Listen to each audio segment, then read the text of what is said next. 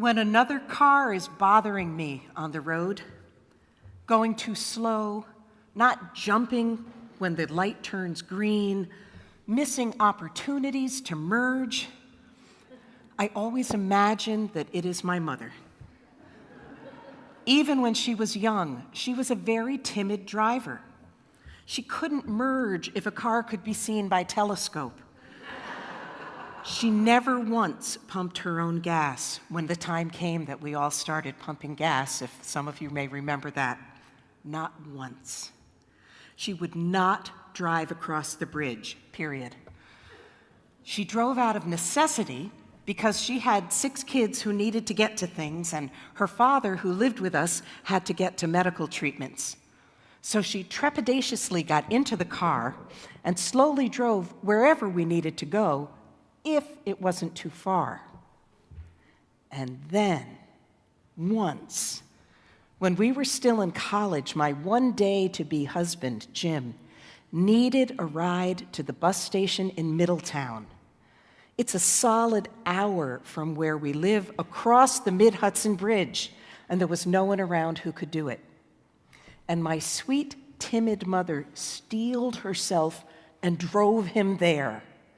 And we still talk about that to this day.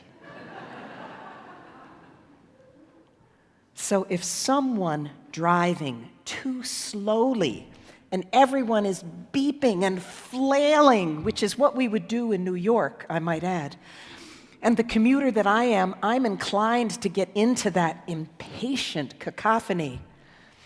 I just imagine that the other driver is my mother. And would I want to do that to her? And would I want anyone else to do that to her? And that softens and breaks my heart, and I calm right down. And so I ask you this: if I am inclined to be kind and patient to people, if I imagine them as my adored mother, how much more should I feel love if I imagine them as the image of God?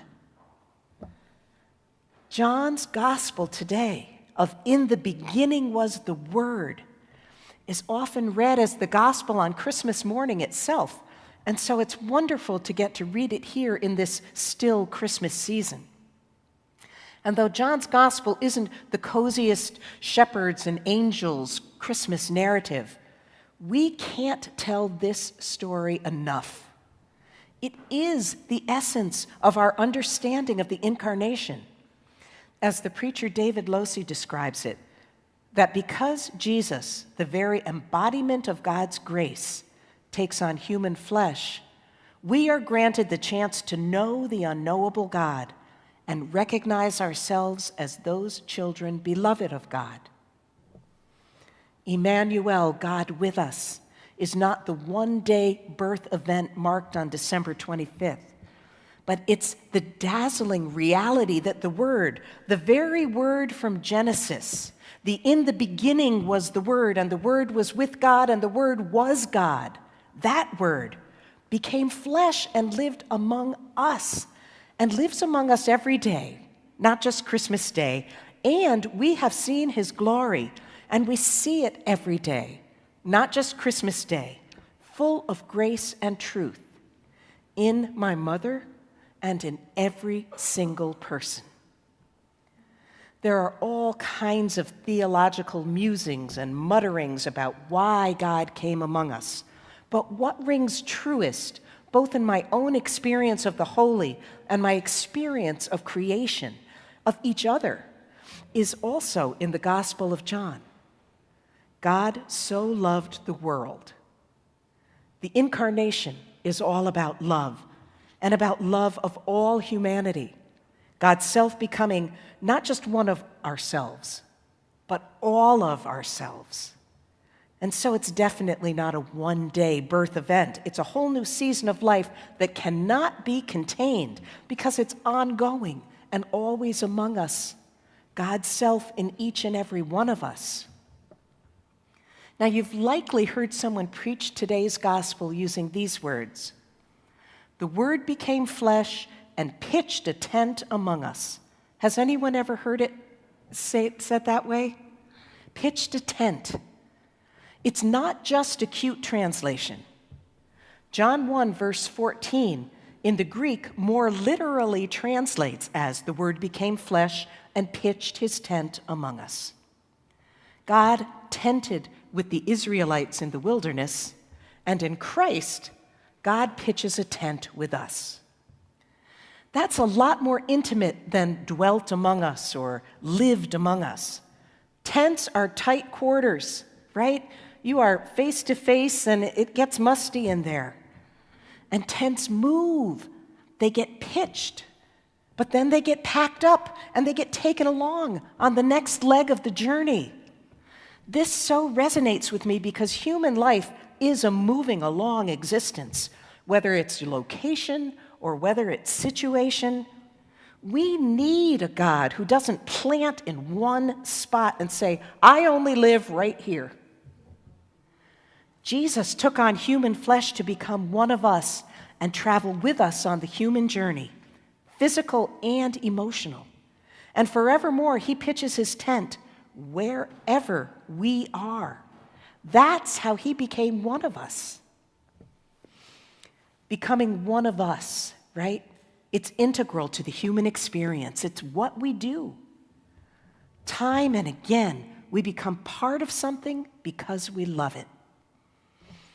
On my honor, I will try to do my duty to God and my country, to help other people at all times, and to obey the Girl Scout laws. I still remember it, and I loved being a Girl Scout. I loved the badges and the camping and the singing and the meeting every week to make things out of paper mache and the community of girls that I was part of. It was a wonderful one of us to be back when I was 10 years old. And then when I got married and my husband Jim became one of us Rosses, I think he was drawn to my big, raucous family's gestalt and being one of my sweet, amazing mother's beloveds, just as much as he was to me. He truly became one of us.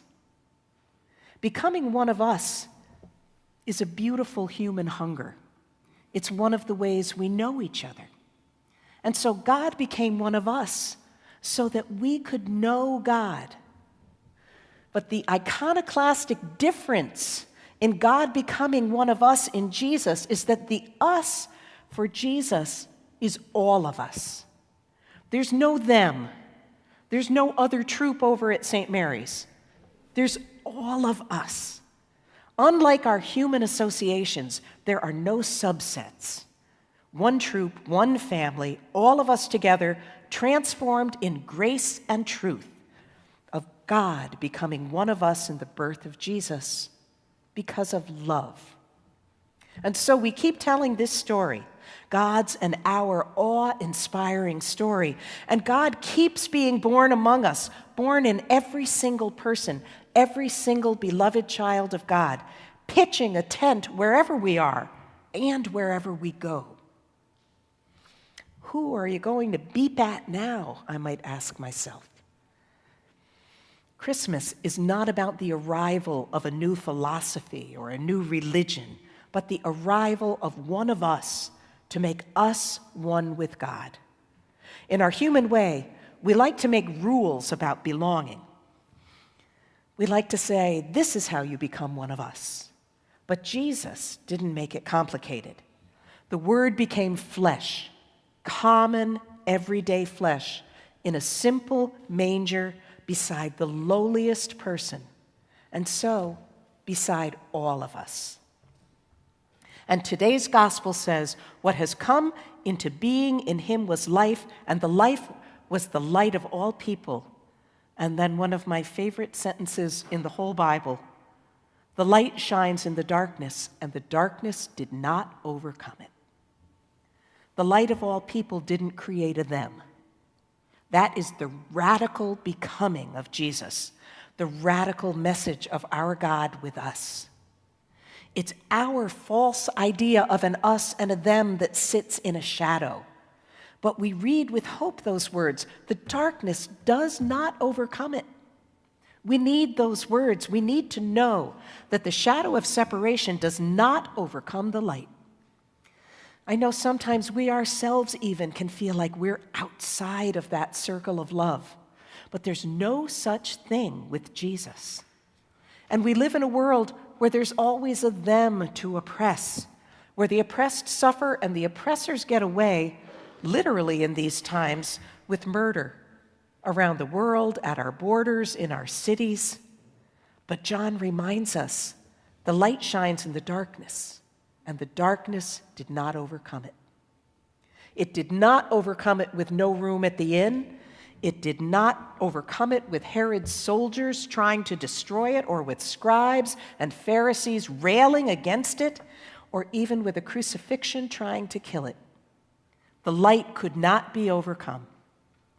And even still, clinging as we are to the travesty of wanting to call others some kind of a false them, John reminds us that the Word became flesh and pitched a tent among all of us.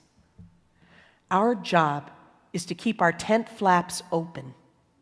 To truly celebrate the birth of Christ means remembering that nothing can separate us from the love of God in Jesus Christ, and living that out by working against the forces of exclusion that perpetuate suffering in our name. On the heels of Christmas Day, we are called to welcome not just the little stranger in a manger, but every stranger, to live like we know the life incarnated in our midst is a light for all people. That's how we live into our call as Christians, sharing the light of Christ's birth. It's not easy, and this life can be scary. The Persian poet Hafiz wrote, "How did the rose ever open its heart and give to this world all of its beauty? It felt the encouragement of light against its being. Otherwise, we all remain too frightened." I love that. The encouragement of light against its being. That's what John's gospel is telling us. The light has come and pitched a tent among us to travel this journey with us. So feel that encouragement shining on your own being. That is our faith and our hope as Christians. That's why we're not afraid to love. That's why we know there is no them, only one beloved community of us.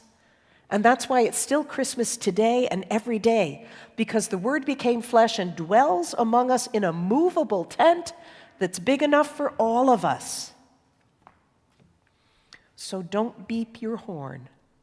Open your heart.